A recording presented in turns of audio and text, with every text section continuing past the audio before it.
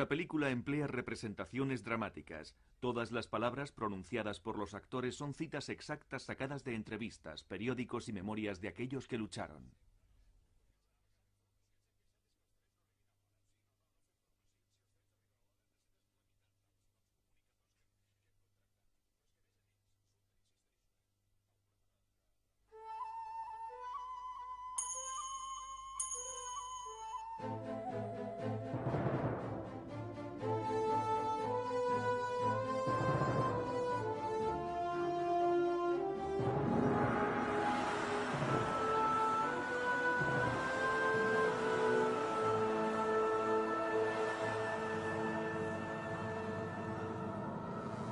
Corea, la guerra inacabada.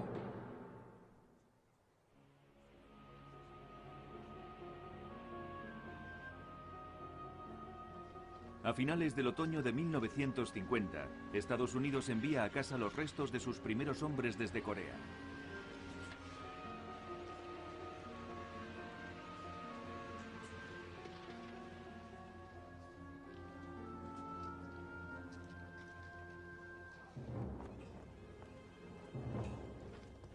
Mientras tanto, los primeros de los 26.000 canadienses que servirán en Corea están preparándose para ir a la guerra. Charlie Forbes, un veterano combatiente de la Primera Guerra Mundial, va a casa para despedirse brevemente de su mujer y de su hija, aún bebé. El 11 de noviembre llegué a casa en la calle Belvedere, en la ciudad de Quebec, donde vivía, con todos los pertrechos. El casco metálico, pistola y demás. Totalmente equipado. Mochila grande, mochila pequeña y petate. Mi mundo. Y mi esposa me preguntó, ¿a dónde vas? Y empezó a llorar. Le dije, dentro de 25 minutos un conductor va a venir a recogerme y regresaré dentro de 2 años. Estábamos muy tristes y no comimos nada. Nos mirábamos uno al otro. Besé a mi hija y dije, volveré. Volveré.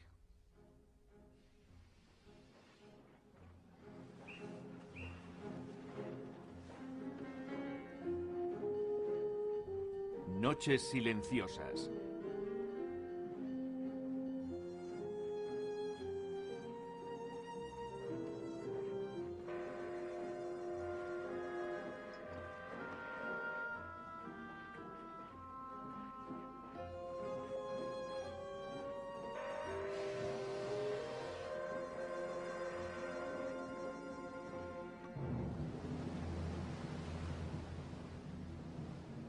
En noviembre de 1950, los canadienses están a medio camino en el Pacífico cuando se enteran de que China ha entrado en la guerra de Corea con un violento ataque.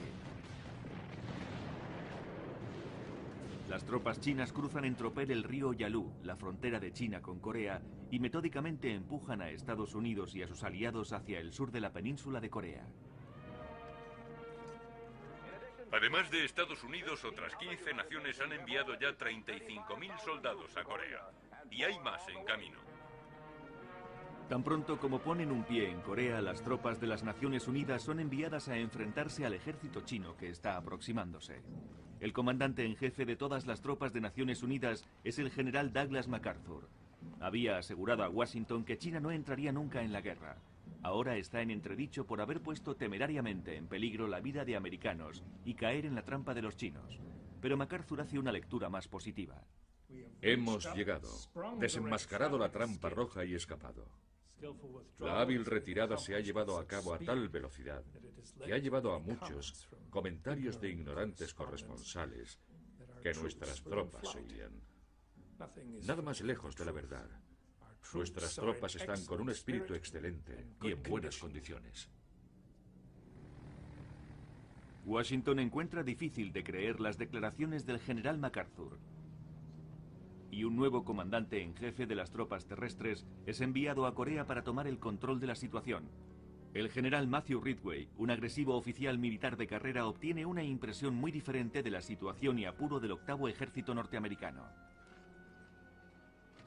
El espíritu del 8º Ejército me preocupa mucho. Hay un definitivo aire de nerviosismo, de un sombrío presentimiento, de incertidumbre, de temor a lo que aguarda el futuro. Para mí está claro que los hombres han perdido parte de su confianza.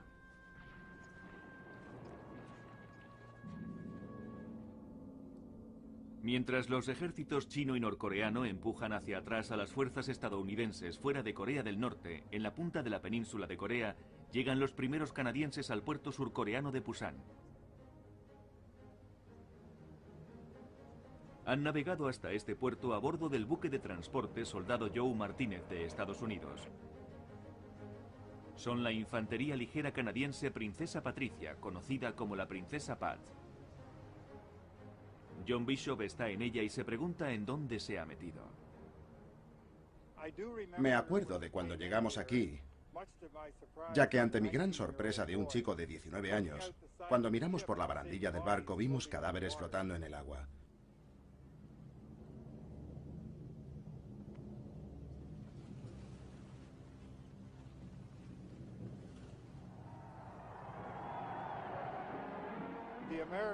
Los estadounidenses enviaron a una banda que nos amenizó mientras desembarcábamos.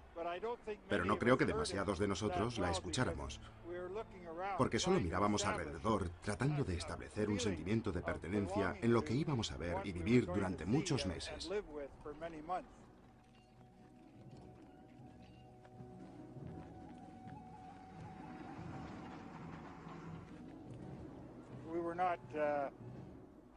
No estábamos ideológicamente relacionados a nada. No íbamos a una gran cruzada. Y creo que para la mayoría de nosotros, diría que posiblemente un alto porcentaje era como una gran aventura canadiense. Vayamos a ello. El Princesa Pat de Canadá llega al gran puerto del sur de Pusan. El teniente coronel Stone lleva a sus unidades a tierra para unirse a las fuerzas de combate de varios países. El jefe canadiense, el teniente coronel Gill Stone, un aguerrido veterano en combate, llega a tierra para enfrentarse a la demanda de Estados Unidos de que la Princesa Pat se incorpore inmediatamente al frente. Los canadienses se quedan a la espera mientras Stone va a hablar con el jefe estadounidense. No está por la labor de repetir desastres de guerras anteriores cuando los canadienses novatos fueron lanzados al combate. La situación era muy crítica. No estaban seguros de lo que iba a ocurrir. Cogían a cualquiera que pudiera combatir. Así que imagine cuando el teniente coronel le dijera: imposible, no voy a sacrificar mi batallón. Necesito algo de tiempo. La opinión del coronel canadiense prevalece. En lugar de enviarlos al frente, los canadienses son mandados a las montañas durante 6 semanas de duro entrenamiento. La geografía de Corea a muchos canadienses les recuerda a casa. Esas colinas de Corea iban del sur hacia el norte. Después de todo no eran tan altas. En la costa de Gaspi, donde yo nací, hay colinas más o menos del mismo tamaño que las de Corea. Unos 370, 449 y 460 metros. Me sentí como en casa.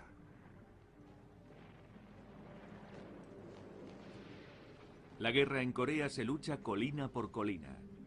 Para una ventaja militar, los ejércitos siempre han tratado de dominar los terrenos altos para ver mejor y atacar al enemigo. Al norte y cerca del paralelo 38, el ejército estadounidense es empujado colina tras colina mientras los comunistas avanzan hacia el sur sin descanso.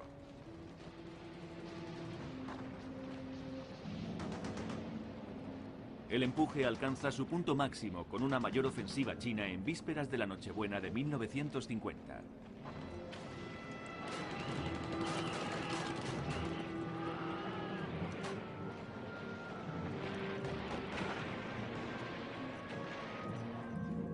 Las tropas chinas cruzan el paralelo 38, la frontera entre el norte y el sur, atacando posiciones de primera línea ocupadas por tropas surcoreanas, abriéndose paso y dirigiéndose hacia Seúl.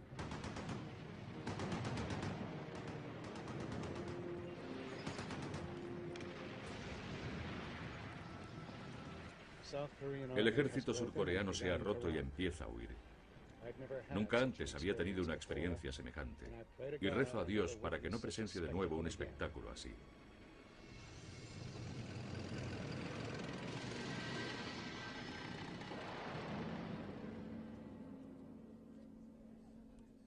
El atacante ejército chino está bajo el mando del general Peng Duai, un veterano de la guerra civil china y uno de los favoritos del presidente Mao. Nuestro primer encuentro con las tropas surcoreanas fue inesperado. Los aniquilamos. Comprendí las instrucciones de Mao. Ellos combinaron la internacionalidad para salvar Corea y el patriotismo para defender China. Ahora miren esto. Y fíjense. Los primeros días de 1951, riadas de refugiados huyen del avance del ejército chino. Una filmación de propaganda del ejército de Estados Unidos capta el momento. Miles de kilómetros de refugiados sin hogar dejados a la deriva por las hordas rojas. Aquellos días aún permanecen vivos para Ed y Myung-Kuk. Se casaron y rehicieron su vida en Canadá después de la guerra, pero ahora están visitando Corea, su tierra natal, donde la familia de ambos temió a los comunistas. En su aldea de pescadores de Malipo, Ed Cook tiene solo 13 años cuando su padre le hizo partícipe de un terrible secreto. Yo era el hijo mayor y me llamó a su habitación para mostrarme lo que tenía.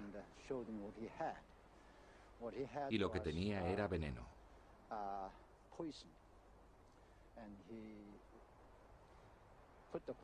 Puso el veneno en unos sobres pequeños y los envolvió. Uno para cada miembro de la familia. Para mi madre, mi padre, mi hermano menor, mi hermana y para mí. Toda la familia. Así que hizo 5 porciones y no se lo dijo a nadie más que a mí. Si por algún motivo no podemos escapar y vienen para detenernos, debemos darle uno a cada miembro de la familia, incluidos tú y yo, y nos suicidaremos. Ese era el secreto. Mientras la familia de Ed Cook se prepara para lo peor, en Seúl, Myung-Kuk y su familia están casi solos en su barrio. Han recogido sus cosas, pero su madre no quiere irse. El padre de Myung desapareció en la primera ocupación de los comunistas. Esperando que quizá pueda aparecer, su madre les dice que se vayan sin ella. Mamá no quería marcharse, quería estar allí, deseaba quedarse. Y hasta tuvimos que suplicarle que se fuera. Así que finalmente accedió y vino con nosotros. En el puerto de Incheon, donde solo 60 días antes habían entrado las tropas victoriosas de MacArthur, la familia de Myung forma parte de una oleada humana, yendo en la otra dirección en completa retirada. Su medio de transporte es una barca de pesca cargada ya con 90 personas. Se convierten en gente de mar. Una barca repleta de refugiados sin ningún conocimiento sobre navegación y a punto de afrontar las tormentas de diciembre. Estábamos allí sentados, amontonados, y solo había un servicio para 100 personas. Y no había ni zona de comedor, nada. Nos daban comida a través de un agujero y nosotros la recogíamos. Solo un cuenco de sopa con un poco de arroz. Y todo el mundo se mareaba debido al movimiento. Así que había gente devolviendo el medio de todos. Era un infierno. Ed y Myung-Kuk y sus familias logran ponerse a salvo. Pero millones de surcoreanos quedan atrapados por el avance comunista. La situación militar es sombría. Los canadienses han terminado su entrenamiento y se preparan para incorporarse a los combates. En su camino encuentran los restos de un regimiento segregado de tropas negras de Estados Unidos y aprenden una cruda lección.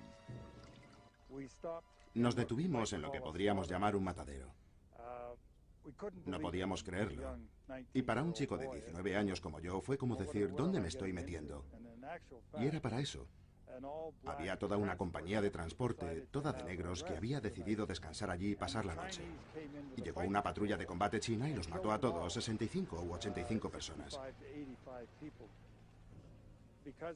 Y como también quemaron la aldea, había personas que se cocieron igual que si los hubieran metido en un horno. Fue una lección valiosa. El coronel Jim Stone, y tenía razón, dijo: chicos, vais a dejar vuestros sacos de dormir en un sitio, pero vosotros no dormiréis dentro de ellos, porque la mayoría de aquellos negros murieron tratando de salir de sus sacos de dormir, que estaban rajados y completamente llenos de sangre. Algunos habían logrado salir de su saco, pero otros no, así que supongo que por eso el coronel Stone tomó tal decisión.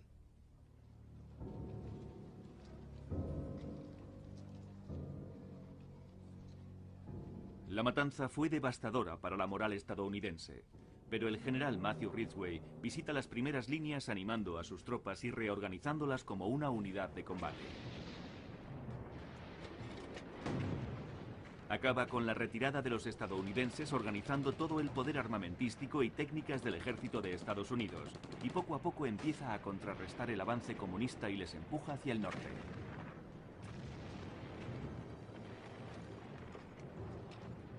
Hemos vuelto a ser un ejército de combate, no un grupo huyendo. Hemos recuperado nuestros muertos, heridos, armas y nuestra voluntad de luchar. Nos hemos levantado del suelo y hemos vuelto de nuevo a la lucha. Así es como los militares intentan ganar la guerra. Un movimiento logístico masivo de material hacia el frente y la paciente aplicación de una fuerza abrumadora.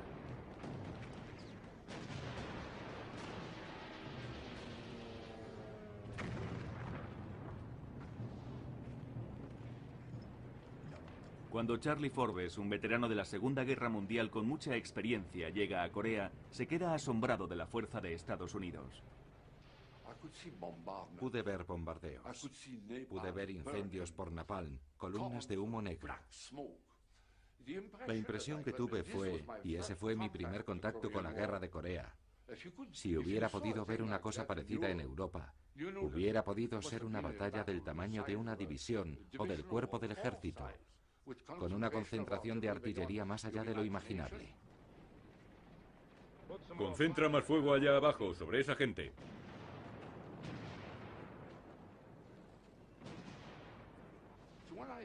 Así que cuando llegué a la posición del capitán estadounidense, nos presentamos y dije: ¿qué ocurre? Nunca había visto una operación de fuego semejante. Y me respondió: así ha sido durante todo el día. Están bombardeando las otras posiciones. ¿Y se ha planeado alguna acción de ataque que siga a todo este fuego? Dije: no, contestó. Y me dejó totalmente desarmado. Y exclamé: ¿así es la guerra en Corea? Los aviones, el ruido, los camiones, la construcción de carreteras, el tráfico, los convoyes. Cuando se trata de los estadounidenses, hablamos a lo grande.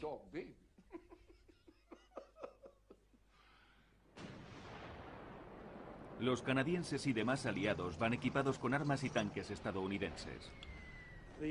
Los canadienses estaban impresionados, naturalmente, del poder armamentístico que poseían, y todo lo que teníamos era estadounidense. Terminamos con cosas suyas de pies a cabeza, y creo que en conjunto estábamos contentos de luchar con ellos.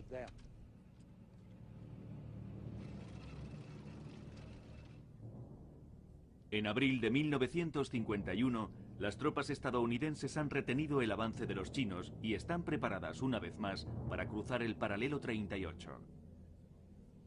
Este es un momento crítico. El presidente Harry Truman y sus aliados quieren ahora acabar la guerra con un acuerdo negociado, poniendo como frontera el paralelo 38, la misma que ya existía antes de empezar la contienda. El general MacArthur resiste. Dice que en la guerra no hay sustituto para la victoria. Él quisiera devastar China. En privado, MacArthur critica al presidente a todo aquel que quiera escucharle. Él no ha estado nunca en Corea, y su ignorancia del lejano oriente y de sus gentes se ha convertido en una peligrosa responsabilidad. Es bastante evidente que sus nervios están a punto de una crisis. Y no solo sus nervios, sino lo que es más importante en un jefe ejecutivo de un país en guerra: su valor. Cuando MacArthur escribe una carta a un congresista y desafía públicamente la estrategia de Truman para acabar con la guerra, el presidente se pone furioso. Truman escribe en su diario: esto es la gota que colma el vaso, insubordinación ante el rango. he llegado a la conclusión de que nuestro gran general en el lejano oriente debe ser destituido. Para Truman claramente está en juego un asunto constitucional. Los generales deben estar a las órdenes de los líderes elegidos. En la Casa Blanca, en mitad de la noche, el presidente le comunica a MacArthur que es relevado. Por ello he considerado esencial relevar al general MacArthur para que no haya ninguna duda o confusión sobre cuál es nuestro verdadero propósito y el objetivo de nuestra política. El presidente Truman ha relevado del mando al general MacArthur y yo he sido asignado para reemplazarle como comandante supremo en el lejano oriente. Y opino que su relevo podía haberse realizado con más mano izquierda.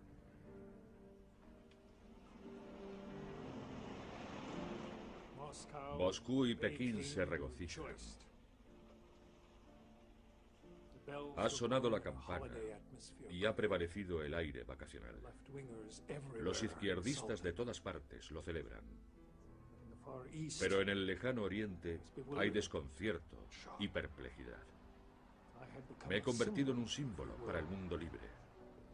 Un baluarte contra la expansión del comunismo. La eliminación de ese símbolo no se ha entendido y ha tendido a socavar la fe en nuestros métodos y formas. MacArthur ha conseguido el puesto de un dios en Asia. Su relevo supone una lección de democracia para toda la región. Aunque parece que su destitución envalentona a los enemigos comunistas estadounidenses.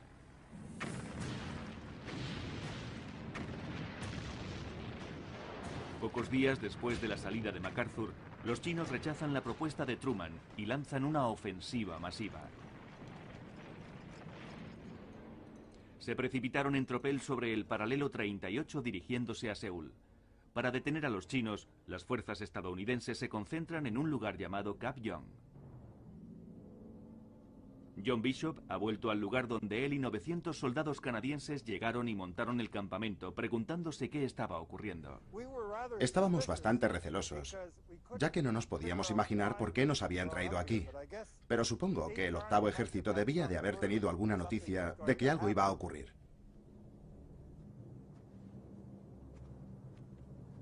Los canadienses están en el paso del atacante ejército chino.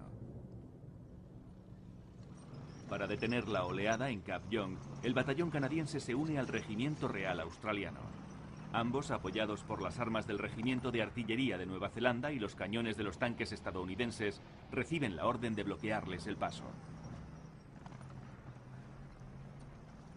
Los chinos están en pleno ataque masivo a lo largo de toda la frontera y descienden por cualquier ruta posible, por los valles de los ríos, por caminos. Los chinos la llaman la Quinta Campaña, una gigantesca ofensiva, desplazando a 750.000 tropas contra las 350.000 de Estados Unidos. Es una de las batallas más grandes que jamás haya tenido lugar. La estrategia china es rodear y matar, pero nunca atacar posiciones fortificadas más adelantadas. Las tropas mecanizadas se movían deprisa y levantaban rápidamente líneas defensivas, especialmente los tanques. No era positivo atacar las posiciones fortificadas enemigas con nuestra tecnología y equipos. Quizá hasta podríamos perder. John Bishop recuerda que la primera oleada que se dirigió hacia los canadienses no eran chinos. Los chinos se habían apoderado de las posiciones avanzadas y los refugiados, a miles, caminaban desde el norte hacia el sur, por la carretera hacia Gap Yeong.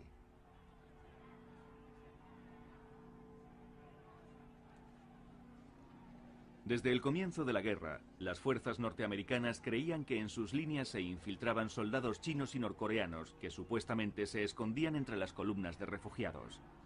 El resultado fue una política que muchos definieron como crimen de guerra.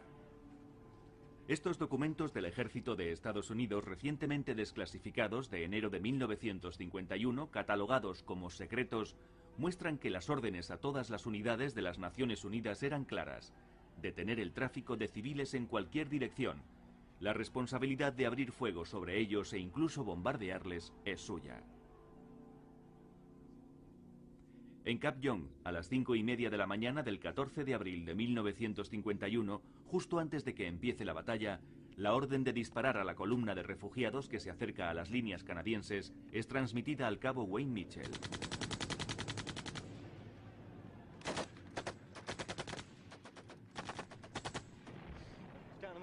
Abajo en el valle había una riada de refugiados, parecían cientos o miles, pero nos dijeron que se habían infiltrado enemigos entre ellos.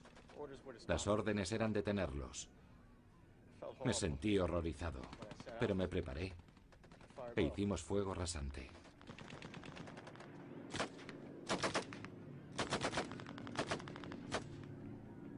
Este informe de la inteligencia estadounidense después de la batalla declara: el octavo ejército ordena que los civiles sean alejados de las primeras líneas por la artillería o con armas ligeras, pero resultó difícil abrir fuego debido a las vacilaciones de los soldados jóvenes para disparar directamente a grupos de viejos, mujeres y niños.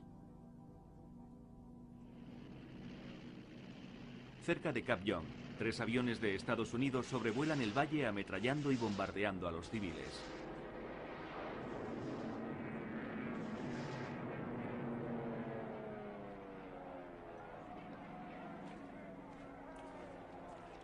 Otros informes estadounidenses sobre la acción declaran: el ametrallamiento desde vuelos a baja altura es muy efectivo para despejar la carretera, pero tiene la desventaja de crear animosidad entre los refugiados.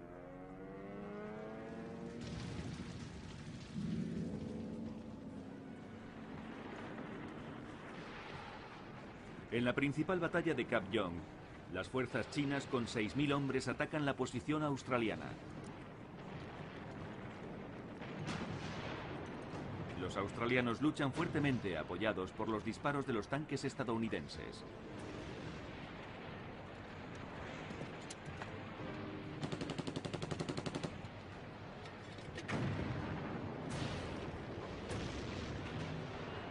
Casi rodeados, los australianos reciben la orden de retirada con un fuego demoledor que les cubre. Podíamos ver el lecho del río y veíamos cómo los australianos se retiraban de sus posiciones. Podíamos ver los tanques del 72º Batallón de Tanques Pesados y era como si estuviéramos viendo una representación. Fue increíble. Además, podíamos ver las fuerzas chinas tratando de envolverles alrededor. Intentaban cruzar el río Cap Young a unos 2 kilómetros más abajo de aquí. Y cuando estaban tratando de cruzarlo, acabaron con ellos. Y desde lo alto de la colina parecían como cucarachas que caían y bajaban flotando por el río.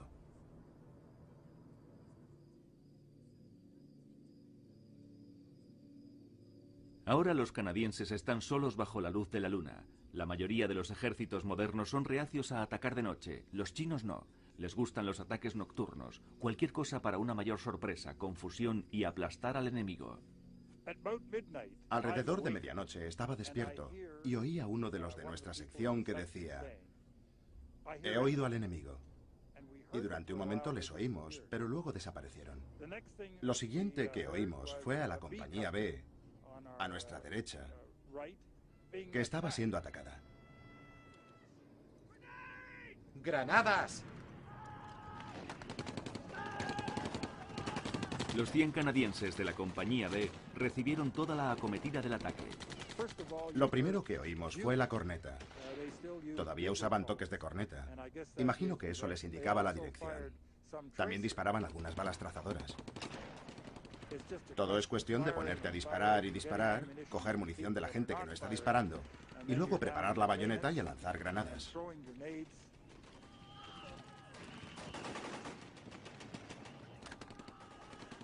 Son buenos, silenciosos como ratas, con esos zapatos de goma que llevan.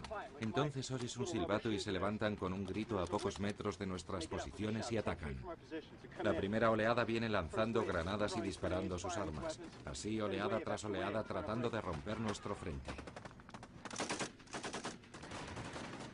Maldita sea. Los hombres recuerdan el polvo, el olor a sudor y el miedo. Pronto Wayne Mitchell es el único que queda en su sección, manejando la ametralladora Bren para 2 hombres. De repente caen todos sobre mí. Me golpean en la espalda con una pala o algo así. Yo tengo en las manos una metralleta Bren. Me caigo sobre mi espalda disparándoles. Sus cuerpos caen encima de mí. O lucho o acabo enterrado allí. Grito pidiendo ayuda y Roy, mi jefe de sección, viene corriendo y disparando. En cuanto salta dentro de la trinchera conmigo se queda sin munición. Así que coge su rifle tipo lanza y con la bayoneta puesta atraviesa a un chino de infantería que nos atacaba. Después cogimos a un par de los nuestros heridos y nos fuimos colina abajo.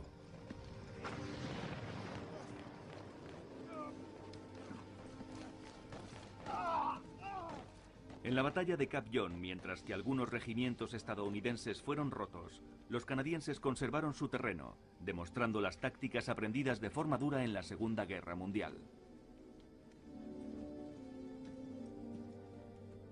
Después de la batalla, el campo está cubierto de muertos de ambos bandos.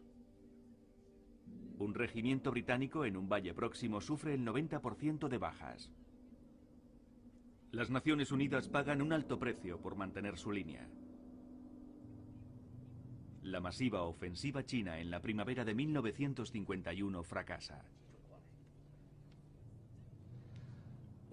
Rodeamos a las tropas enemigas, pero no pudimos aniquilarlas esa misma noche. Nuestras bajas en la campaña de primavera fueron las más altas de la guerra. Esta vez, el enemigo no nos entregó Seúl.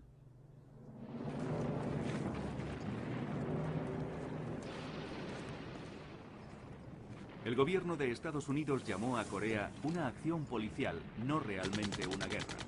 Los hombres que lucharon en esa colosal batalla lo ven de modo diferente. El octavo ejército de Estados Unidos, del que nosotros formábamos parte, tuvo 7.000 muertos y heridos. Y los chinos tuvieron 70.000. Y sin calcularlo demasiado, a excepción de Stalingrado, hay que remontarse a la Primera Guerra Mundial para encontrar una cantidad semejante de víctimas. Así que si eso no la convierte en una guerra, no sé qué podría convertirla.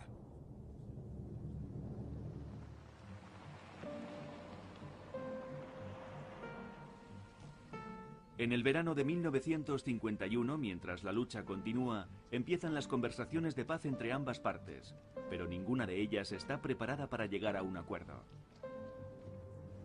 Un día los comunistas llegan a las conversaciones armados y un noticiario saca partido de ello. Nuestro cámara ve a los comunistas tratando de esconderse con sus armas entre los arbustos, pero el incidente está ya filmado de forma imperecedera para el noticiario. El comandante rojo de la compañía intenta intimidar y alejar a nuestro cámara echando mano de su arma, acción que verán ahora congelada.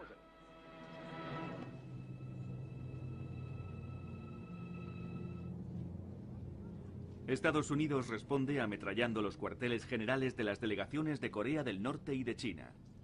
La desconfianza y las estratagemas nunca cesarán. Las conversaciones continuarán durante más de 1 año y medio, al igual que harán los combates.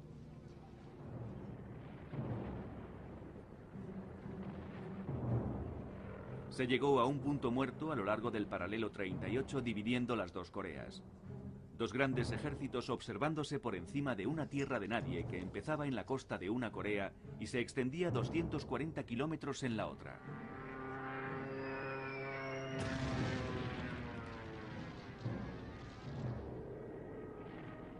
Estados Unidos empezó a bombardear las líneas norcoreanas y chinas con la mayor cortina de fuego por aire y artillería en la historia.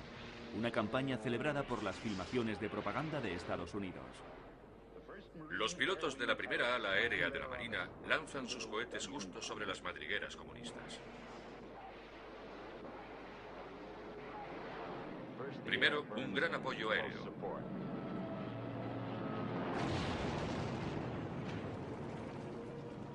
Para abrasarlo todo con napalm. He visto bombardeos con napalm. Utilizamos napalm en masa. En grandes grupos. A veces no eran solo soldados chinos o norcoreanos, también aldeanos y refugiados. Una bomba de napalm pesa alrededor de unos 900 kilos y está compuesta de 90 kilos de dinamita y el resto es gasolina líquida.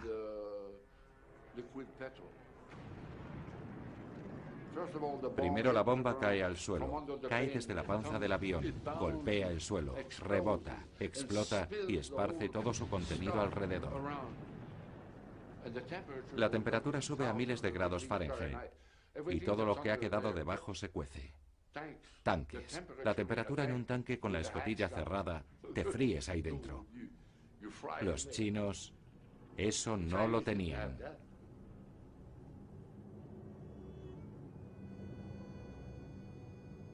Al mando está el general Duping, encargado de la moral de los chinos y norcoreanos. Los aviones enemigos nos bombardeaban día y noche. Sus ametralladoras de largo alcance nos desactivaban día y noche. Puede imaginarse la extenuación. Nuestras tropas habían perdido casi la mitad de sus hombres. Necesitábamos urgentemente descanso y reabastecernos. Para hacer frente al bombardeo constante, el ejército chino decide hacer profundas excavaciones. En el paralelo 38 se construye una defensa de la que se enorgullecen. Es una versión subterránea de la Gran Muralla China.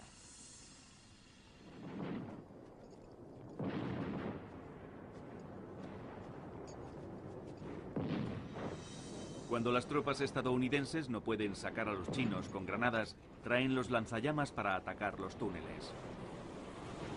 Fríelos, quémalos, cuécelos. Los encontramos a 3 metros bajo tierra. Miles de soldados chinos fueron atrapados en túneles hundidos sin comida ni agua, pero la mayoría encontraron una forma de sobrevivir. El historiador militar Bing Yo. Incluso se habla de soldados que se comían la pasta de dientes y bebían orina. En fin, eso era muy corriente. Salir de esos túneles también era muy difícil, y algunas veces las entradas eran derrumbadas. Tenían que excavar para salir. Así que era muy, muy difícil.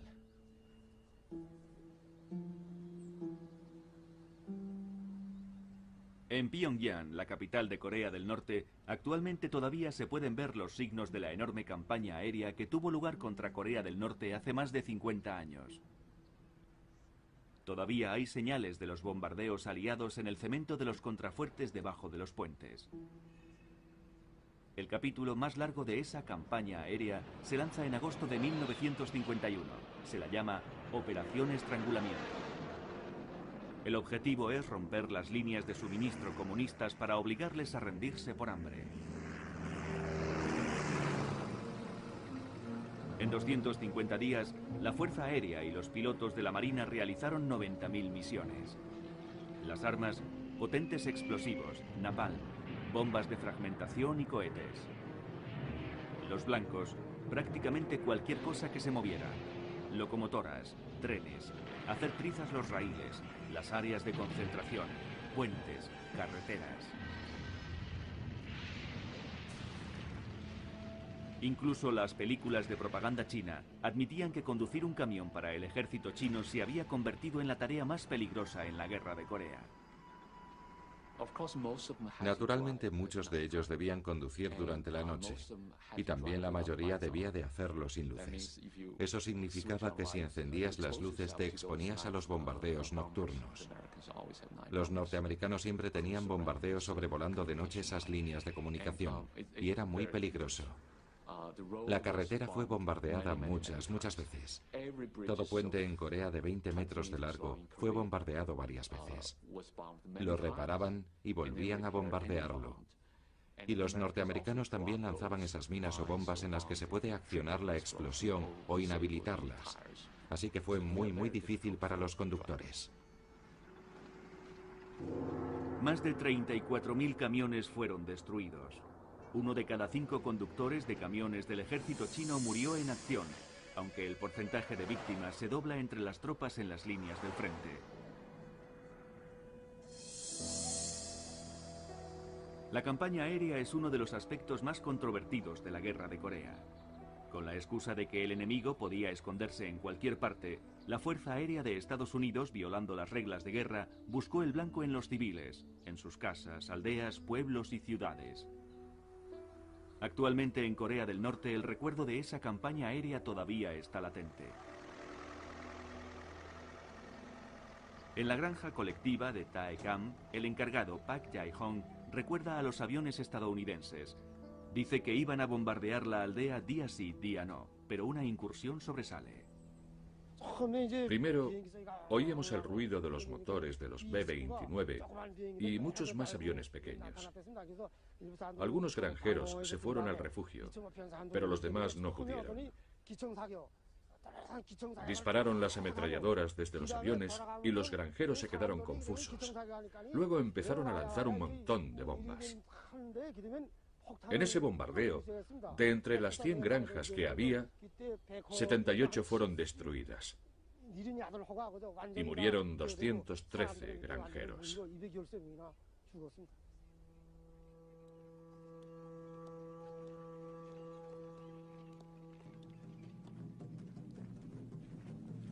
En Corea del Norte, las películas de propaganda muestran un elaborado intento para movilizar a toda la sociedad bajo tierra.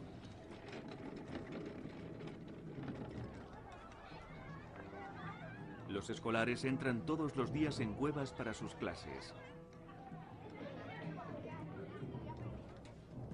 Hay tiendas y hospitales subterráneos. Fábricas enteras son construidas bajo tierra y los suministros de material de guerra, armas y municiones continúan circulando. Sin camiones, los suministros son trasladados al frente por granjeros sobre sus cabezas. Miles de hombres y mujeres transportan fardos en forma de A sus espaldas. El oficial de inteligencia Donald Nichols. Lo que ha hecho el enemigo después de que le hayamos destruido sus carreteras, puentes, vías de ferrocarril, aeródromos y túneles, es emplazar a grandes equipos de transportadores humanos cargados de fardos en forma de A cada varios kilómetros, desde Yalu hasta las tropas del frente. Esos fardos son su arma secreta.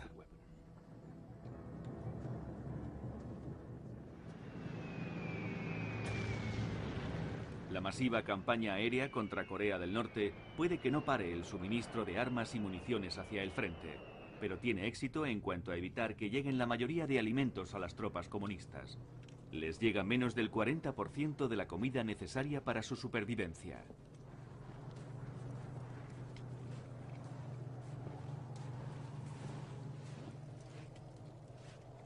A medida que cae el invierno, todo lo que el ejército chino tiene para comer es un puñado de polvo de arroz mezclado con un puñado de nieve, día tras día, noche tras noche. El hambre hace que casi la mitad de los hombres pierdan la visión nocturna, algo peligroso para un ejército que combate solo de noche. Un alto porcentaje de los militares chinos no podían ver de noche, por lo que esto redujo considerablemente las capacidades del ejército chino en los combates nocturnos.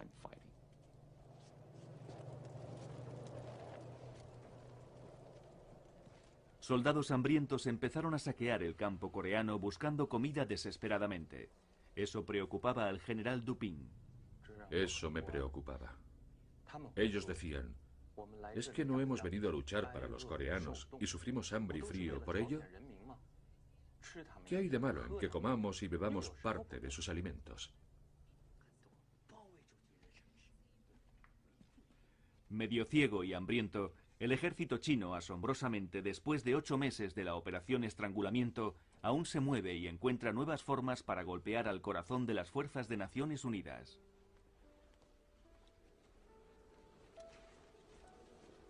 En cada soldado hay ciertos momentos en sus experiencias de la guerra que dejan una huella imborrable.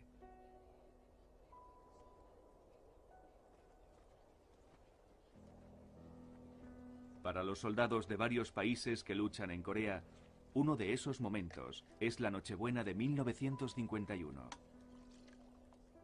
Una noche difícil para estar tan lejos de casa.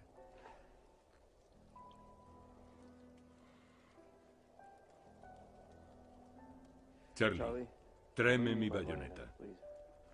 El capitán Forbes y el 22º Regimiento Real están muy cerca de la línea del frente. Forbes recuerda soñar con las Navidades en su hogar en su montañosa aldea de Quebec. Para nosotros, los canadienses franceses, sabíamos que habría árbol de Navidad, trineos, villancicos, gente felicitándose unos a otros en el pueblo de 1000 habitantes por entonces, en Matane, en Gaspé. Y que todo sería una alegría de vivir. Y allí estábamos solos.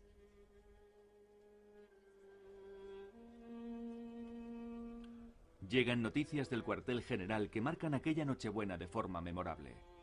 Hoy, a medianoche, después de guardar una hora de completo silencio, a las 12 en punto, durante 15 minutos, abriremos fuego con todo lo que tengamos. Feu de joie. Es fantástico. Yo dije, eso es lo que haremos. Cogeremos bombas de fósforo de las pesadas, no de las ligeras, de las de 5 kilos. Cambiaremos los fusibles, les pondremos unos de tiempo. Y las dispararemos desde las trincheras entre 1800 y 3000 metros en el aire. Que exploten. Las dispararemos como una salva. Esa será nuestra participación en el espectáculo. A lo largo de la tierra de nadie, hubo un silencio durante una hora. Luego vino la obertura de Navidad.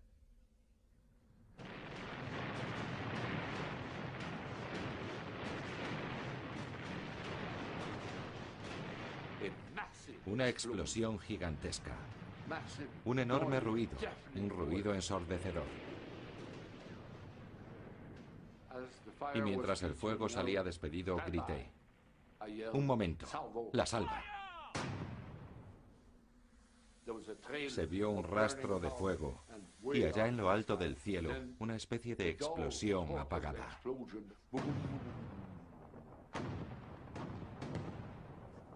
Y entonces de pronto se puso todo blanco, como una sábana blanca de fuego, viva, cayendo como una cortina de leche abrasadora, a unos 30 metros sobre la posición china. Todo el mundo aplaudió. Y Charlie Labonté llegó en aquel momento con una cafetera, pero se podía oler el ron desde Tokio. Oh, Dios mío. Oh, no, era un buen ron. Encendimos un fuego y todos nos reunimos en torno a él. Todos con las tazas llenas felicitándonos. ¡Feliz Navidad! Y bebimos juntos. Nunca, nunca lo olvidaré. Después todo volvió a quedar en silencio.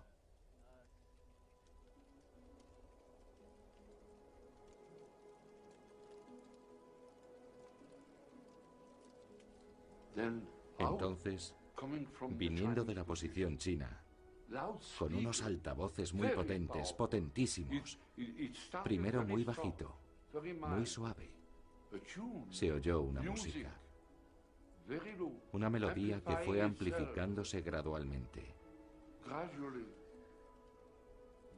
El bajo, el violín, el cello, luego toda la sinfonía.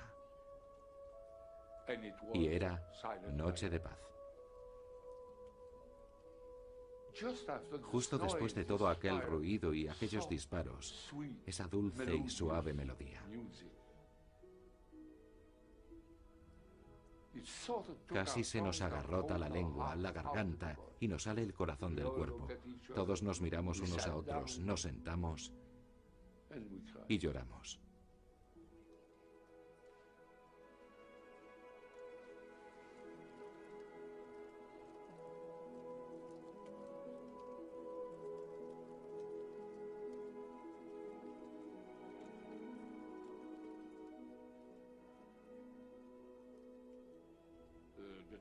Los chinos utilizaron nuestra propia herramienta para ablandarnos el corazón. Nos estremeció a todos. Algo sutil, Una forma de herirte muy sutil. ¿Cómo pueden herirte tan profundamente sin necesidad de golpearte la cabeza con un palo?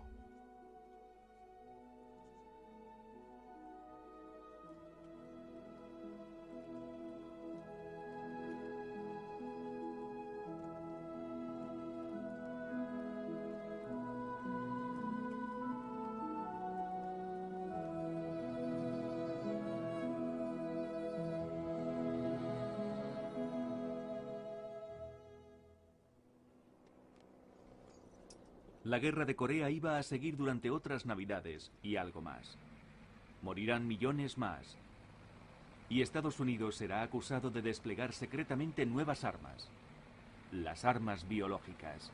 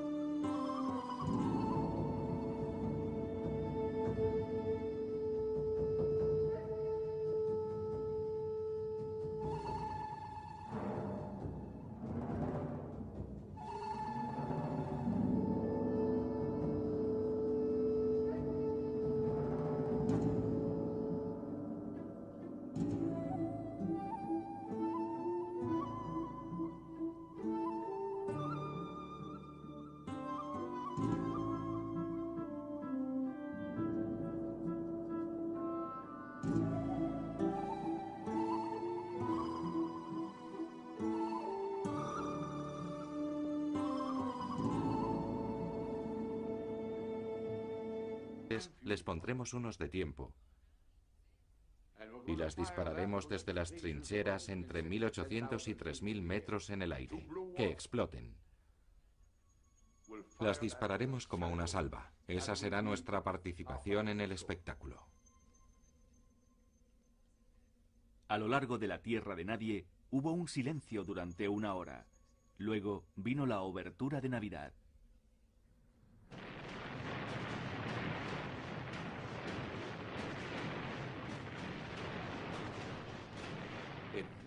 Una explosión gigantesca. Un enorme ruido. Un ruido ensordecedor. Y mientras el fuego salía despedido, grité: un momento, la salva. Se vio un rastro de fuego y allá en lo alto del cielo, una especie de explosión apagada.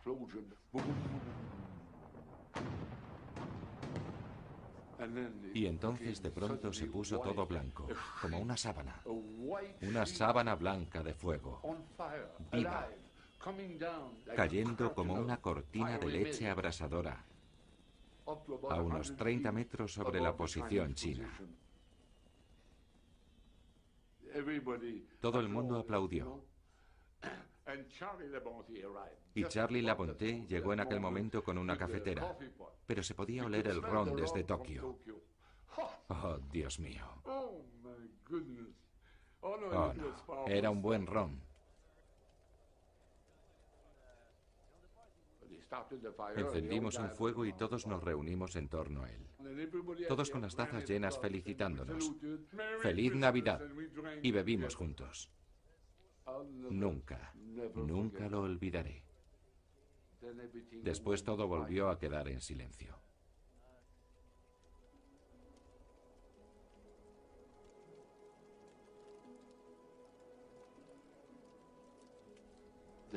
Entonces, viniendo de la posición china, con unos altavoces muy potentes, potentísimos, primero muy bajito, muy suave, se oyó una música.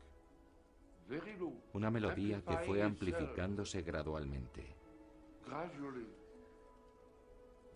El bajo, el violín, el cello. Luego toda la sinfonía. Y era Noche de Paz. Justo después de todo aquel ruido y aquellos disparos, esa dulce y suave melodía. Casi se nos agarró. La masiva campaña aérea contra Corea del Norte puede que no pare el suministro de armas y municiones hacia el frente, pero tiene éxito en cuanto a evitar que lleguen la mayoría de alimentos a las tropas comunistas. Les llega menos del 40% de la comida necesaria para su supervivencia.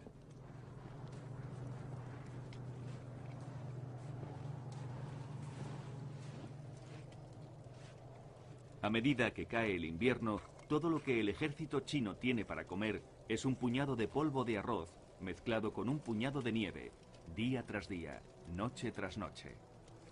El hambre hace que casi la mitad de los hombres pierdan la visión nocturna, algo peligroso para un ejército que combate solo de noche. Un alto porcentaje de los militares chinos no podían ver de noche, por lo que esto redujo considerablemente las capacidades del ejército chino en los combates nocturnos.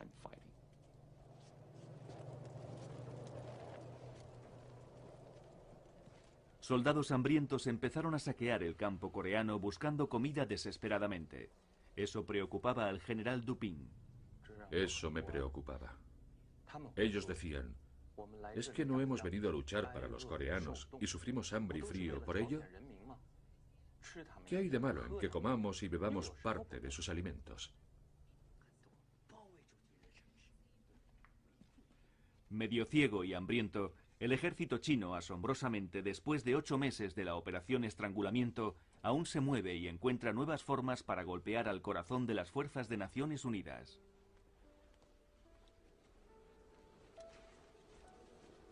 En cada soldado hay ciertos momentos en sus experiencias de la guerra que dejan una huella imborrable.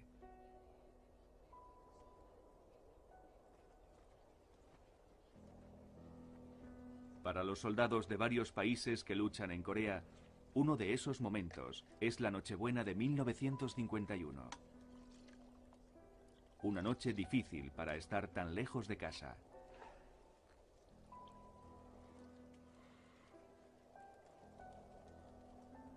Charlie, tráeme mi bayoneta. El capitán Forbes y el 22º Regimiento Real están muy cerca de la línea del frente. Forbes recuerda soñar con las Navidades en su hogar en su montañosa aldea de Quebec.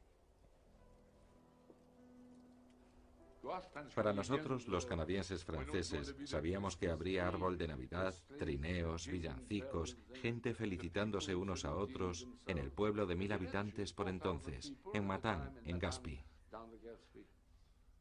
Y que todo sería una alegría de vivir. Y allí estábamos solos. Sombrío presentimiento, de incertidumbre, de temor a lo que aguarda el futuro. Para mí está claro que los hombres han perdido parte de su confianza.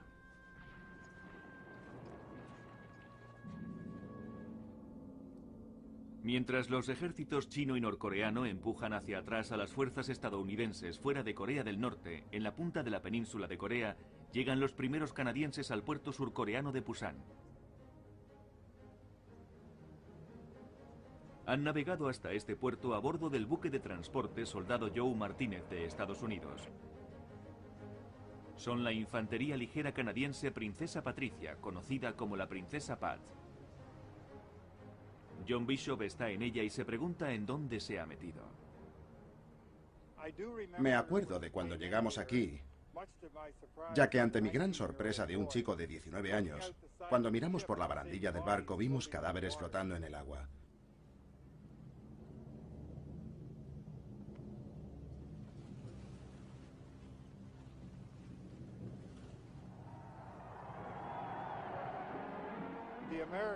Los estadounidenses enviaron a una banda que nos amenizó mientras desembarcábamos.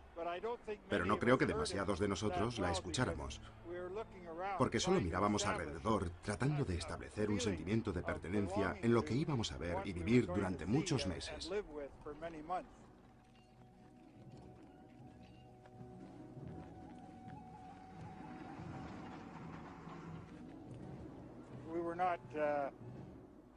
No estábamos ideológicamente relacionados a nada. No íbamos a una gran cruzada. Y creo que para la mayoría de nosotros, diría que posiblemente un alto porcentaje era como una gran aventura canadiense. Vayamos a ello. El Princesa Pat de Canadá llega al gran puerto del sur de Pusan. El teniente coronel Stone lleva a sus unidades a tierra para unirse a las fuerzas de combate de varios países. El jefe canadiense, el teniente coronel Gill Stone, un aguerrido veterano en combate, llega a tierra para enfrentarse a la demanda de Estados Unidos de que la Princesa Pat se incorpore inmediatamente al frente. Los canadienses se quedan a la espera mientras Stone va a hablar con el jefe estadounidense. No está por la labor de repetir desastres de guerras anteriores cuando los canadienses novatos fueron lanzados al combate. La situación era muy crítica. No estaban seguros de lo que iba a ocurrir. Cogían a cualquiera que pudiera combatir. Así que imagine cuando el teniente coronel le dijera: imposible, no voy a sacrificar mi batallón. Necesito algo de tiempo. La opinión del coronel canadiense prevalece. En lugar de enviarlos al frente, los canadienses son mandados a las montañas a Corea. Y hay más en camino. Tan pronto como ponen un pie en Corea, las tropas de las Naciones Unidas son enviadas a enfrentarse al ejército chino que está aproximándose. El comandante en jefe de todas las tropas de Naciones Unidas es el general Douglas MacArthur. Había asegurado a Washington que China no entraría nunca en la guerra. Ahora está en entredicho por haber puesto temerariamente en peligro la vida de americanos y caer en la trampa de los chinos. Pero MacArthur hace una lectura más positiva. Hemos llegado, desenmascarado la trampa roja y escapado.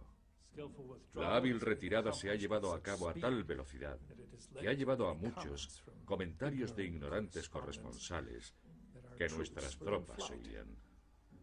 Nada más lejos de la verdad. Nuestras tropas están con un espíritu excelente y en buenas condiciones. Washington encuentra difícil de creer las declaraciones del general MacArthur. Y un nuevo comandante en jefe de las tropas terrestres es enviado a Corea para tomar el control de la situación. El general Matthew Ridgway, un agresivo oficial militar de carrera, obtiene una impresión muy diferente de la situación y apuro del 8º Ejército norteamericano. El espíritu del 8º Ejército me preocupa mucho. Hay un definitivo aire de nerviosismo, de un sombrío presentimiento, de incertidumbre, de temor a lo que aguarda el futuro. Para mí está claro que los hombres han perdido parte de su confianza.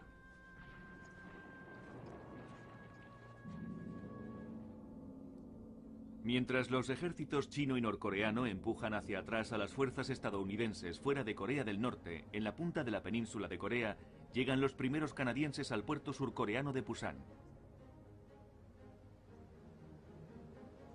Han navegado hasta este puerto a bordo del buque de transporte Soldado Joe Martínez de Estados Unidos. Son la infantería ligera canadiense Princesa Patricia, conocida como la Princesa Pat. John Bishop está en ella y se pregunta en dónde se ha metido. Me acuerdo de cuando llegamos aquí, ya que ante mi gran sorpresa de un chico de 19 años, cuando miramos por la barandilla del barco vimos cadáveres flotando en el agua.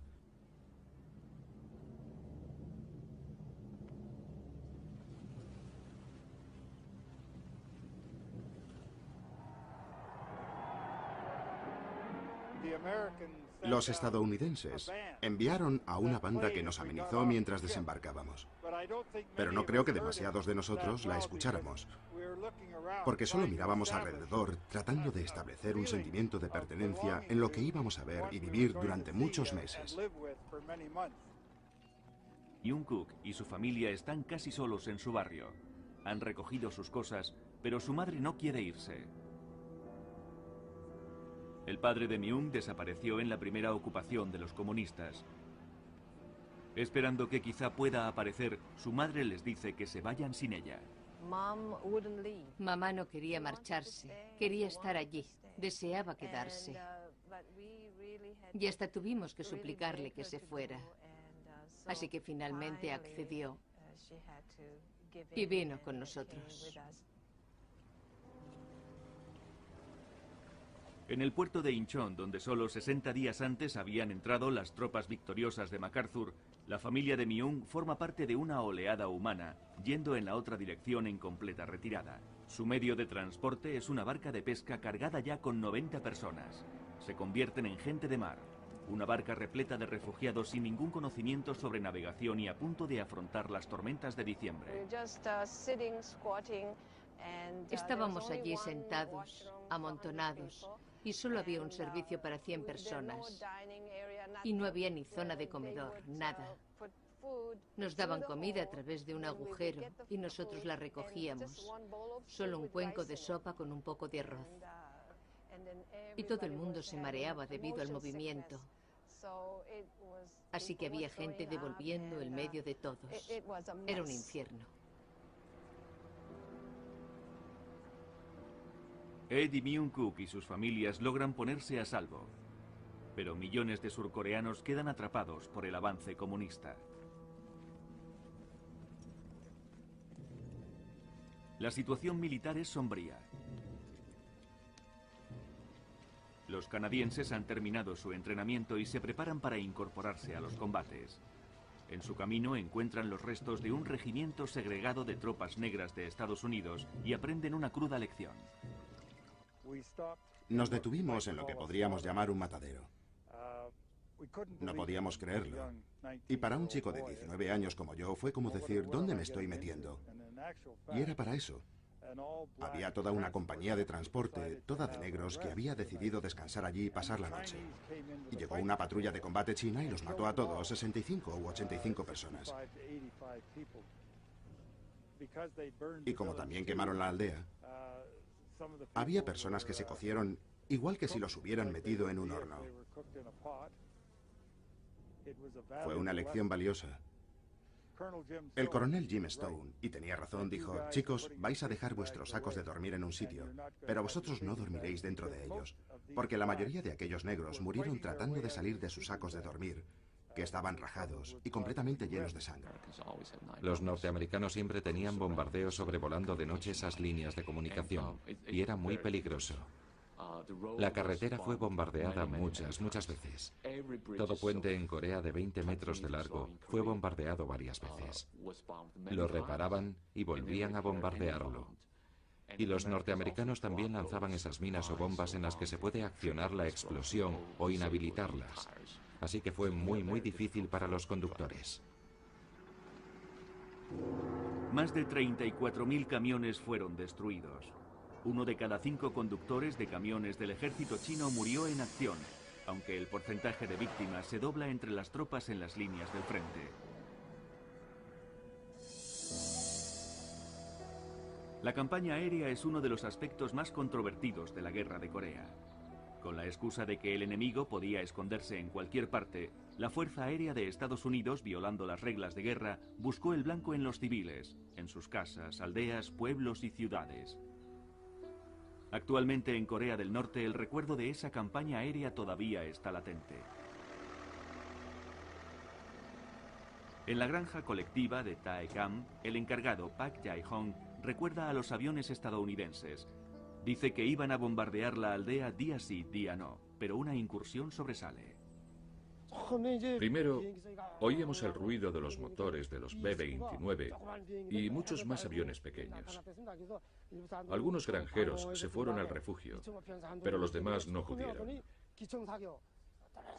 Dispararon las ametralladoras desde los aviones y los granjeros se quedaron confusos.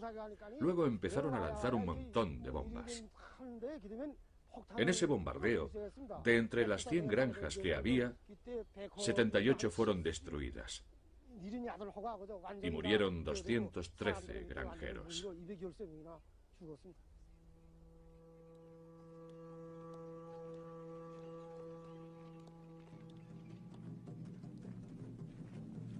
En Corea del Norte, las películas de propaganda muestran un elaborado intento para movilizar a toda la sociedad bajo tierra.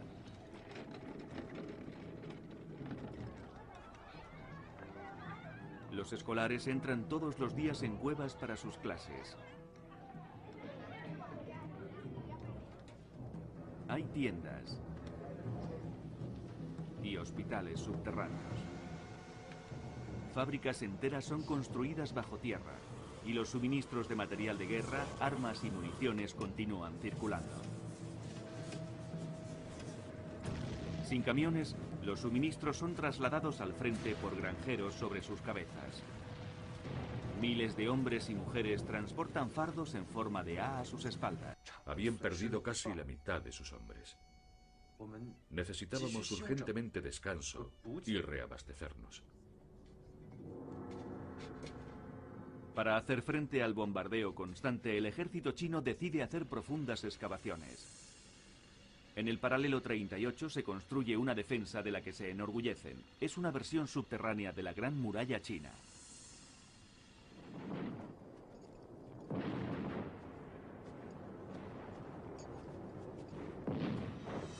Cuando las tropas estadounidenses no pueden sacar a los chinos con granadas, traen los lanzallamas para atacar los túneles. Fríelos, quémalos, cuécelos. Los encontramos a 3 metros bajo tierra. Miles de soldados chinos fueron atrapados en túneles hundidos sin comida ni agua, pero la mayoría encontraron una forma de sobrevivir. El historiador militar Bing Yo. Incluso se habla de soldados que se comían la pasta de dientes y bebían orino. En fin, eso era muy corriente. Salir de esos túneles también era muy difícil, y algunas veces las entradas eran derrumbadas.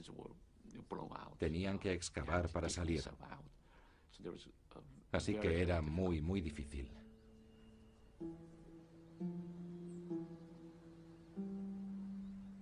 En Pyongyang, la capital de Corea del Norte, actualmente todavía se pueden ver los signos de la enorme campaña aérea que tuvo lugar contra Corea del Norte hace más de 50 años. Todavía hay señales de los bombardeos aliados en el cemento de los contrafuertes debajo de los puentes. El capítulo más largo de esa campaña aérea se lanza en agosto de 1951. Se la llama Operación Estrangulamiento. El objetivo es romper las líneas de suministro comunistas para obligarles a rendirse por hambre. En 250 días, la Fuerza Aérea y los pilotos de la Marina realizaron 90.000 misiones. Las armas, potentes explosivos, napalm, bombas de fragmentación y cohetes. Los blancos, prácticamente cualquier cosa que se moviera. Locomotoras, trenes, hacer trizas los raíles, las áreas de concentración, puentes, carreteras. Incluso las películas de propaganda china admitían que conducir un camión para el ejército chino se había convertido en la tarea más peligrosa en la guerra de Corea. Naturalmente muchos de ellos debían conducir durante la noche, y también la mayoría debía de hacerlo sin luces. Eso significaba que si encendías las luces te exponías a los bombardeos nocturnos. Une al Regimiento Real Australiano. Ambos, apoyados por las armas del Regimiento de Artillería de Nueva Zelanda y los cañones de los tanques estadounidenses, reciben la orden de bloquearles el paso. Los chinos están en pleno ataque masivo a lo largo de toda la frontera y descienden por cualquier ruta posible, por los valles de los ríos, por caminos. Los chinos la llaman la Quinta Campaña, una gigantesca ofensiva, desplazando a 750.000 tropas contra las 350.000 de Estados Unidos. Es una de las batallas más grandes que jamás haya tenido lugar. La estrategia china es rodear y matar, pero nunca atacar posiciones fortificadas más adelantadas. Las tropas mecanizadas se movían deprisa y levantaban rápidamente líneas defensivas, especialmente los tanques. No era positivo atacar las posiciones fortificadas enemigas con nuestra tecnología y equipos. Quizá hasta podríamos perder. John Bishop recuerda que la primera oleada que se dirigió hacia los canadienses no eran chinos. Los chinos se habían apoderado de las posiciones avanzadas y los refugiados, a miles, caminaban desde el norte hacia el sur, por la carretera hacia Cap Jong.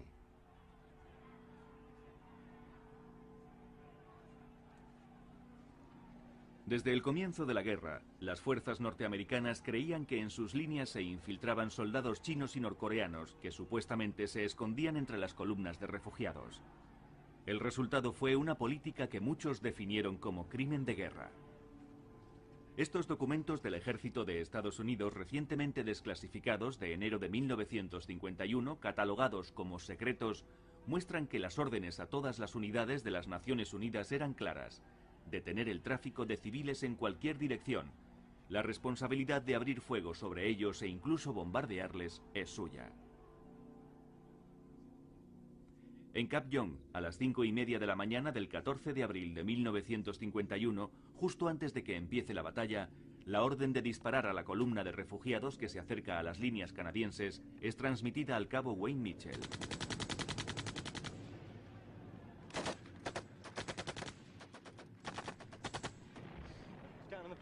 Abajo en el valle había una riada de refugiados, parecían cientos o miles, pero nos dijeron que se habían infiltrado enemigos entre ellos. Las órdenes eran detenerlos. Me sentí horrorizado, pero me preparé e hicimos fuego rasante.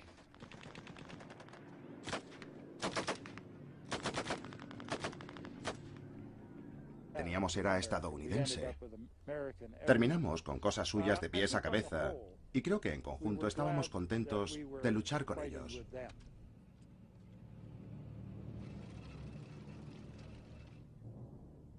En abril de 1951, las tropas estadounidenses han retenido el avance de los chinos y están preparadas una vez más para cruzar el paralelo 38. Este es un momento crítico. El presidente Harry Truman y sus aliados quieren ahora acabar la guerra con un acuerdo negociado, poniendo como frontera el paralelo 38, la misma que ya existía antes de empezar la contienda. El general MacArthur resiste. Dice que en la guerra no hay sustituto para la victoria. Él quisiera devastar China. En privado, MacArthur critica al presidente a todo aquel que quiera escucharle. Él no ha estado nunca en Corea, y su ignorancia del lejano oriente y de sus gentes se ha convertido en una peligrosa responsabilidad. Es bastante evidente que sus nervios están a punto de una crisis. Y no solo sus nervios, sino lo que es más importante en un jefe ejecutivo de un país en guerra: su valor. Cuando MacArthur escribe una carta a un congresista y desafía públicamente la estrategia de Truman para acabar con la guerra, el presidente se pone furioso. Truman escribe en su diario: esto es la gota que colma el vaso, insubordinación ante el rango. He llegado a la conclusión de que nuestro gran general en el lejano oriente debe ser destituido. Para Truman claramente está en juego un asunto constitucional. Los generales deben estar a las órdenes de los líderes elegidos. En la Casa Blanca, en mitad de la noche, el presidente le comunica a MacArthur que es relevado. Por ello he considerado esencial relevar al general MacArthur para que no haya ninguna duda o confusión sobre cuál es nuestro verdadero propósito y el objetivo de nuestra política. El presidente Truman ha relevado del mando al general MacArthur y yo he sido asignado para reemplazarle como comandante supremo en el lejano oriente. Y opino que su relevo podía haberse realizado con más mano izquierda.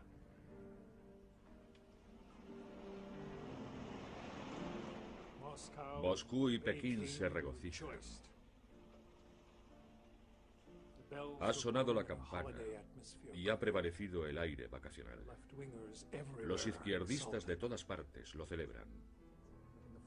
Pero en el lejano oriente hay desconcierto y perplejidad. Me he convertido en un símbolo para el mundo libre. Un baluarte contra la expansión del comunismo. Harry Truman y sus aliados quieren ahora acabar la guerra con un acuerdo negociado, poniendo como frontera el paralelo 38, la misma que ya existía antes de empezar la contienda. El general MacArthur resiste. Dice que en la guerra no hay sustituto para la victoria. Él quisiera devastar China. En privado, MacArthur critica al presidente a todo aquel que quiera escucharle. Él no ha estado nunca en Corea, y su ignorancia del lejano oriente y de sus gentes se ha convertido en una peligrosa responsabilidad. Es bastante evidente que sus nervios están a punto de una crisis. Y no solo sus nervios, sino lo que es más importante en un jefe ejecutivo de un país en guerra: su valor. Cuando MacArthur escribe una carta a un congresista y desafía públicamente la estrategia de Truman para acabar con la guerra, el presidente se pone furioso. Truman escribe en su diario: "Esto es la gota que colma el vaso. Insubordinación ante el rango. He llegado a la conclusión de que nuestro gran general en el lejano oriente debe ser destituido". Para Truman claramente está en juego un asunto constitucional. Los generales deben estar a las órdenes de los líderes elegidos. En la Casa Blanca, en mitad de la noche, el presidente le comunica a MacArthur que es relevado. Por ello he considerado esencial relevar al general MacArthur para que no haya ninguna duda o confusión sobre cuál es nuestro verdadero propósito y el objetivo de nuestra política. El presidente Truman ha relevado del mando al general MacArthur, y yo he sido asignado para reemplazarle como comandante supremo en el lejano oriente. Y opino que su relevo podía haberse realizado con más mano izquierda.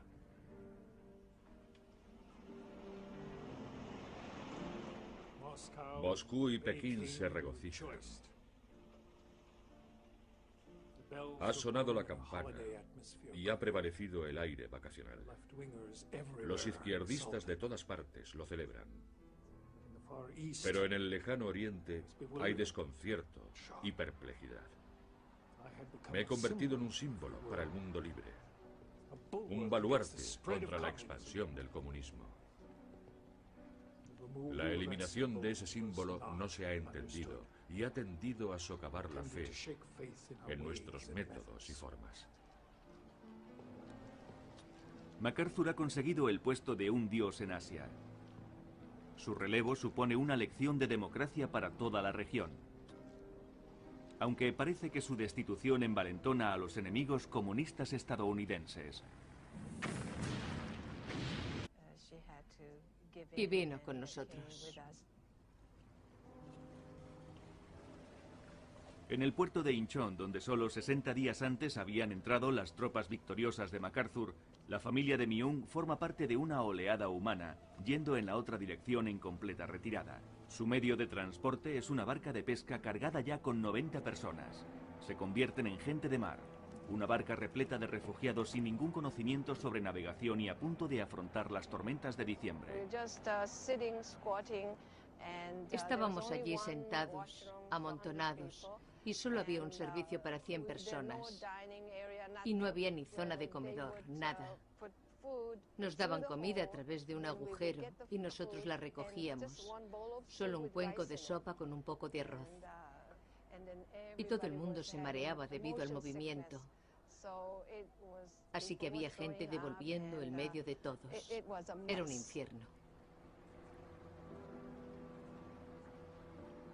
Ed y Myung-Kook y sus familias logran ponerse a salvo.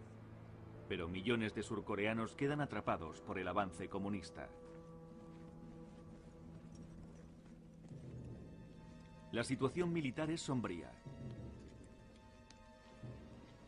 Los canadienses han terminado su entrenamiento y se preparan para incorporarse a los combates.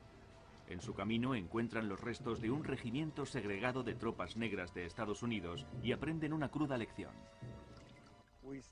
Nos detuvimos en lo que podríamos llamar un matadero. No podíamos creerlo. Y para un chico de 19 años como yo fue como decir, ¿dónde me estoy metiendo? Y era para eso. Había toda una compañía de transporte, toda de negros, que había decidido descansar allí y pasar la noche. Y llegó una patrulla de combate china y los mató a todos, 65 u 85 personas. Y como también quemaron la aldea, había personas que se cocieron igual que si los hubieran metido en un horno. Fue una lección valiosa. El coronel Jim Stone, y tenía razón, dijo: chicos, vais a dejar vuestros sacos de dormir en un sitio, pero vosotros no dormiréis dentro de ellos, porque la mayoría de aquellos negros murieron tratando de salir de sus sacos de dormir, que estaban rajados y completamente llenos de sangre. Algunos habían logrado salir de su saco, pero otros no, así que supongo que por eso el coronel Stone tomó tal decisión.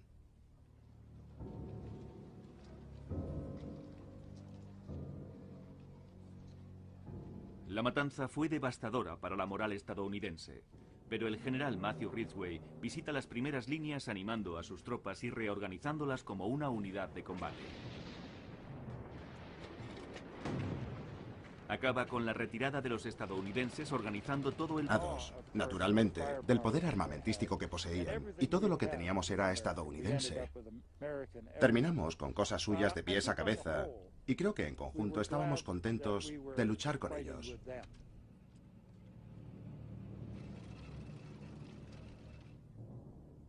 En abril de 1951, las tropas estadounidenses han retenido el avance de los chinos y están preparadas una vez más para cruzar el paralelo 38.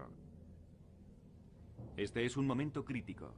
El presidente Harry Truman y sus aliados quieren ahora acabar la guerra con un acuerdo negociado, poniendo como frontera el paralelo 38, la misma que ya existía antes de empezar la contienda. El general MacArthur resiste. Dice que en la guerra no hay sustituto para la victoria. Él quisiera devastar China. En privado, MacArthur critica al presidente a todo aquel que quiera escucharle. Él no ha estado nunca en Corea, y su ignorancia del lejano oriente y de sus gentes se ha convertido en una peligrosa responsabilidad. Es bastante evidente que sus nervios están a punto de una crisis. Y no solo sus nervios, sino lo que es más importante en un jefe ejecutivo de un país en guerra: su valor.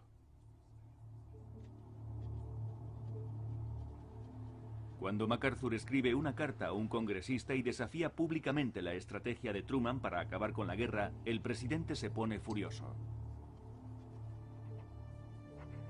Truman escribe en su diario: esto es la gota que colma el vaso, insubordinación ante el rango.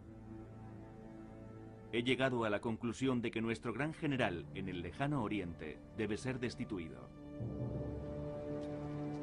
Para Truman claramente está en juego un asunto constitucional. Los generales deben estar a las órdenes de los líderes elegidos. En la Casa Blanca, en mitad de la noche, el presidente le comunica a MacArthur que es relevado. Por ello he considerado esencial relevar al general MacArthur para que no haya ninguna duda o confusión sobre cuál es nuestro verdadero propósito y el objetivo de nuestra política. El presidente Truman ha relevado del mando al general MacArthur, y yo he sido asignado para reemplazarle como comandante supremo en el lejano oriente. Y opino que su relevo podía haberse realizado con más mano izquierda.